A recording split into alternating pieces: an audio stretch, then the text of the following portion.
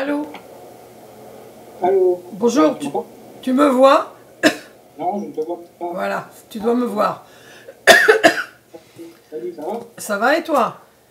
Ouais, ça va, merci. Bon. Alors, tout d'abord, je te remercie de m'accorder cette interview. Et puis, je vais donc donner ton CV en quelque sorte, enfin pas ton CV, mais de dire d'où tu viens et pourquoi tu t'es passionné pour le remote viewing.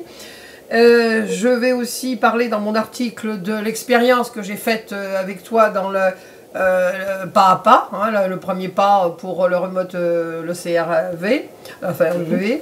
Et alors j'aurais voulu que tu nous dises, parce que j'ai déjà fait un article sur Euseltarg, hein. Donc mes lecteurs savent un peu ce que c'est que la non-localité, mais tu es quand même un grand spécialiste, alors je te laisse expliquer ce que c'est que la non-localité. Déjà, merci de m'avoir contacté et accueilli. Alors, le phénomène de non-localité, on pourrait dire ça d'une autre manière, c'est le principe d'inséparabilité.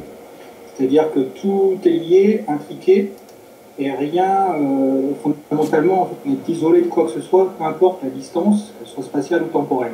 Oui. Voilà, ça veut dire ça.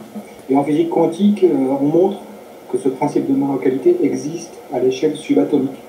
Donc ça, c'est le premier point. Le deuxième point, en parlant d'intuition cette fois-ci, en fait, les recherches scientifiques montrent que la non-localité est aussi à l'œuvre au niveau macroscopique, c'est-à-dire à l'échelle de nos personnes, de nos vies et de notre environnement au sens le plus large. Et suivant ce principe, tout ce qui est interconnecté, interdépendant de tout, en tout lieu et de tout temps. Voilà. Alors, donc toi, ce que tu enseignes dans la firme Iris Consulting, Intuition Consulting,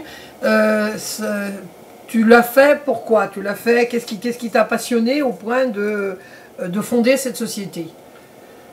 Pourquoi tu t'es lancé après? Alors la question, le pourquoi, je ne sais pas aujourd'hui, je découvre petit à petit. Mais le pourquoi, je ne pense pas pouvoir y répondre complètement.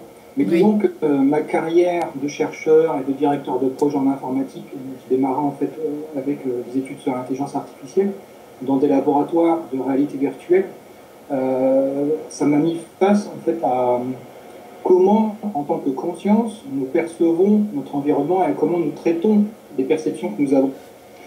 J'ai principalement travaillé à l'époque à faire interagir efficacement des agents logiciels intelligents dans un environnement donné. Voilà.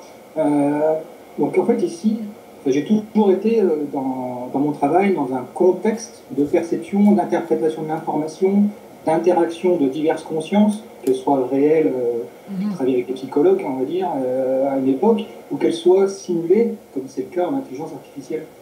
Donc là, c'est perception, interprétation d'information, interaction, conscience. Et si on y regarde d'un peu plus près, ce que j'ai moi pris conscience, dont j'ai pris conscience il n'y a pas très longtemps en fait, si on y regarde un peu plus près, on se rend vite compte que le domaine de l'intuition n'est vraiment pas loin de tout ça. C'est-à-dire que quand on parle d'intuition, en fait, on parle de perception intuitive et d'utilisation de ces perceptions dans un but de résolution de problématiques, c'est-à-dire pour répondre à des questions que l'on a. Voilà. Et Iris Intuition Consulting, ni plus ni moins, c'est une entreprise, une agence de conseil fondée sur l'utilisation de l'intuition et qui utilise aujourd'hui, c'est ce qui nous différencie de nos pairs il y a 20 ou 30 ans, qui utilisent aujourd'hui des outils informatiques pour optimiser tout ça. Oui. Donc c'est une sorte de boucle qui est bouclée, pour ainsi dire. Alors, est-ce que tu peux nous donner rapidement les origines du remote viewing? Parce que c'est quand même encore assez nouveau, hein. Moi, je ne connaissais pas du tout ça avant de lire le livre de Targ et puis de lire l'article, l'interview qu'ils avaient fait de ta firme dans INRES, là, hein, voilà. Explorer, oui. Oui, Inexploré. Donc j'aurais voulu, si ça, enfin rapidement, ou enfin le temps que tu veux bien nous accorder pour nous dire, voilà, comment ça a commencé, parce que... Disons que le remote viewing, c'est une histoire principalement, on va dire, d'aller-retour entre la France et les États-Unis. Oui. Donc avec Iris, à l'époque, un petit peu avant Iris, à l'IMI, qui est un institut de recherche, notamment sur les phénomènes intuitifs à Paris, il y a maintenant 7-8 ans. C'est à ce moment-là que j'ai introduit avec une autre personne, un archéologue à l'époque, le remote viewing en France. Mais à l'origine, l'ancêtre du remote viewing vient aussi de France. On va déjà commencer rapidement par dire ce que c'est que le remote viewing, la définition de base, mais ce que c'est au départ, c'est qu'au départ, le remote viewing, c'est un protocole scientifique qui est conçu pour mettre en évidence les phénomènes intuitifs et les comprendre au mieux. Voilà. Aujourd'hui, avec 40 ans principalement, on va dire, de recherche, c'est un champ de savoir comportant divers protocoles de recherche et d'application et des techniques pour développer et utiliser l'intuition. Alors, les premières recherches qui ont été faites en France dans les années 20, 30, 40 ont été menées donc, au début du XXe siècle par un chimiste qui s'appelait René Varcollier, qui était un ingénieur brillant et un entrepreneur aussi, qui se passionnait pour tous ces phénomènes et principalement les perceptions intuitives et comment en fait tout ça fonctionnait.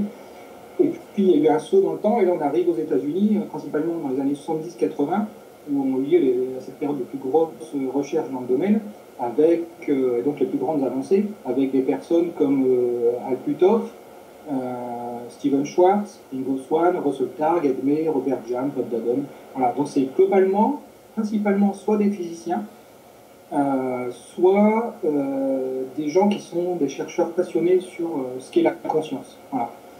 Et tout ça, donc finalement, quand on trace cette trame rapide, on se rend compte qu'on est dans un contexte de recherche en laboratoire, avec l'objectif principal et unique en fait, de comprendre l'intuition et de la mettre en œuvre de la manière la plus efficace, de la manière la plus optimale, on dirait nous, possible, en comprenant tous les facteurs qui font que cette capacité intuitive va être efficace et tous les facteurs qui vont faire diminuer, on va dire, l'efficacité de cette capacité. Donc si on prend ces facteurs favorisants et défavorisants, automatiquement, on arrive à des techniques qui permettent de développer et d'utiliser son intuition. Voilà.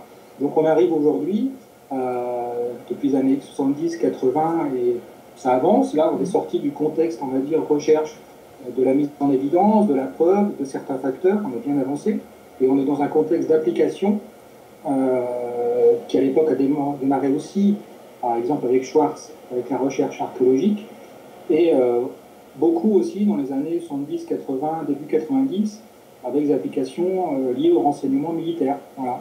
Et aujourd'hui, on s'en sert principalement pour la stratégie d'entreprise, la créativité et l'innovation, et l'aide à la décision, on va dire, au sens large, pour tout un chacun. Voilà. Mais alors, est-ce que tu pourrais rapidement, pour présenter quand même ta firme, parce que c'est vraiment tout à fait déconcertant, hein, parce qu'on parle beaucoup de l'intuition, mais l'intuition étudiée scientifiquement, on n'avait pas trop l'habitude de ça, hein, finalement.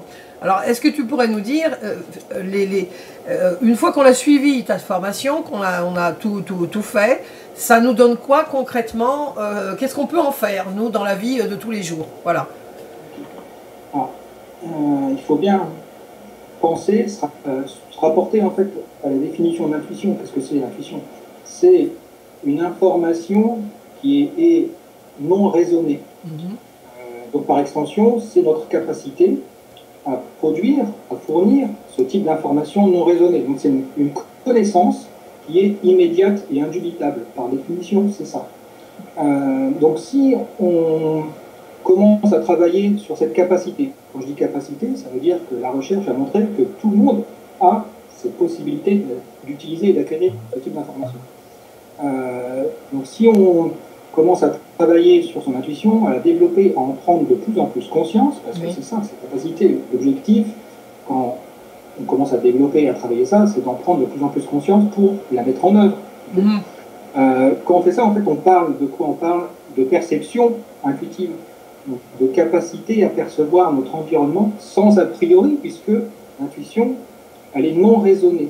Okay, un a priori, c'est un raisonnement, une devinette, on va dire, qu'on fait avant de répondre à une question. C'est aussi une connaissance, intuition, qui est sans interprétation abusive de la réalité. Okay, on ne se fait pas de scénario, parce que l'information arrive, entre guillemets, de nulle part. Okay. Par ailleurs, on n'est pas pollué quand on utilise son intuition par ses jugements, qu'ils soient entre guillemets positifs ou négatifs, par ses émotions, Donc ça veut dire qu'on amène une information qui est neutre, objective, la plus possible.